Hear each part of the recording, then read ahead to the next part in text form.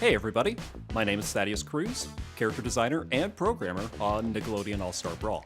And today, we're going to be showing off some of the mechanics. This game is a platform fighter, meaning that the objective is to ring out your opponent. Ringing out an opponent has everything to do with their percentage. At low percents, they won't go very far at all. At high percents, they'll go flying. You won't want to go all out to begin with. You'll need to start out with light attacks. Light attacks are the options you use to build percentage. And like you'll see with most attacks, they come in pairs of 3.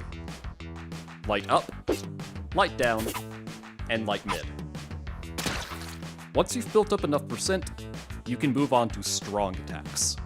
These two come in up, down, mid. For the most part, these kinds of moves will be fairly similar across the cast. Where characters really diverge is in their specials. Just as before, they come in 3 flavors: mid, up, down. These principles extend to the air as well.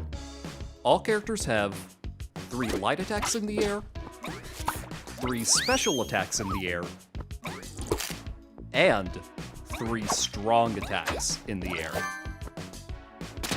In regards to strongs, the direction you choose determines the interaction with other strongs. Down beats mid and causes a stagger. Mid beats up and causes a turnaround. Up beats down and causes a spin out. The primary exception to the directional system is in the form of dash attacks. Once you build enough speed on the ground, you will see a dashing effect. This indicates that you can perform a dash light or a dash strong. Of note, on hit, these attacks can be cancelled into anything. In addition to attacks, grabs also fall into this directional system. Or more specifically, throws. While holding something, you're able to move around freely. And if you're on the ground, get a jump out. What's more, you can actually grab in the air, even after a double jump. And just like the ground, you could throw in the air. Guarding in this game is indefinite. There is no penalty for holding it down. Instead, the penalties come in the form of being pushed back. If you reach a ledge, you enter teeter. If you're hit again in the space, you can be punished. A guard can become more effective by either timing it to the hit, or by holding in the direction of the attack.